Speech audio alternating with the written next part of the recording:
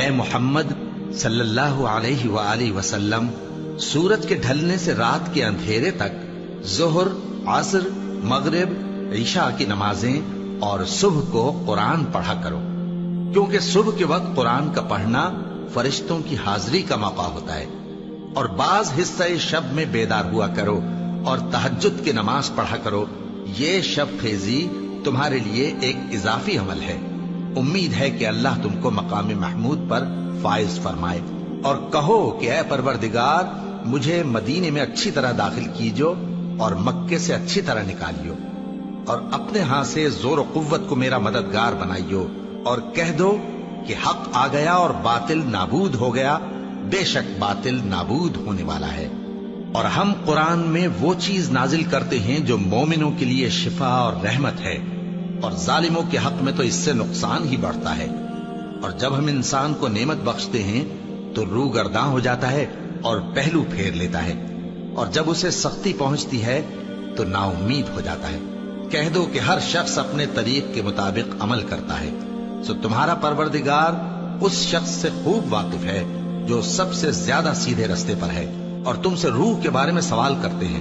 کہہ دو کہ وہ میرے پروردگار کا ایک حکم ہے، اور تم لوگوں کو بہت ہی کم علم دیا گیا ہے۔ اور اگر ہم چاہیں تو جو کتاب ہم تمہاری طرف بھیجتے ہیں اسے دلوں سے محو کر دیں، پھر تم اس کے لیے ہمارے مقابلے میں کسی کو مددگار نہ پاؤ،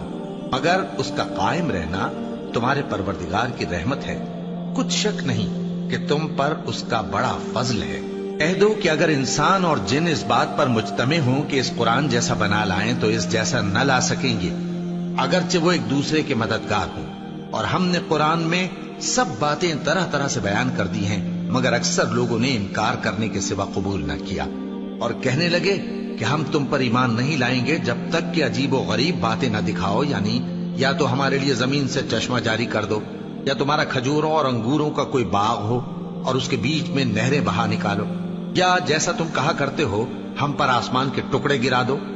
یا اللہ اور فرشتوں کو ہمارے سامنے لے آؤ، یا تمہارا سونے کا گھر ہو،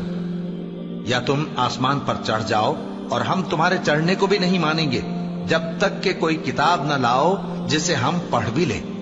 کہہ دو کہ میرا پروردگار پاک ہے، میں تو صرف ایک پیغام پہنچانے والا انسان ہوں۔ اور جب لوگوں کے پاس ہدایت آ گئی تو ان کو ایمان لانے سے اس کے سوا کوئی چیز مانے نہ ہوئی کہ کہنے لگے کہ کیا اللہ نے آدمی کو پیغمبر کر کے بھیجا ہے؟ کہہ دو کہ اگر زمین میں فرشتے ہوتے کہ اس میں چلتے پھرتے اور رہتے بستے تو ہم ان کے پاس کسی فرشتے کو پیغمبر بنا کر بھیجتے۔ کہہ دو کہ میرے اور تمہارے درمیان اللہ ہی گواہ کافی ہے، وہی اپنے بندوں سے خبردار ہے اور ان کو دیکھنے والا ہے۔ اور جس شخص کو اللہ ہدایت دے وہی ہدایت یاب ہے، اور جن کو گمراہ رہنے دے تو تم اللہ کے سوا ان کے رفیق نہیں پاؤ گے۔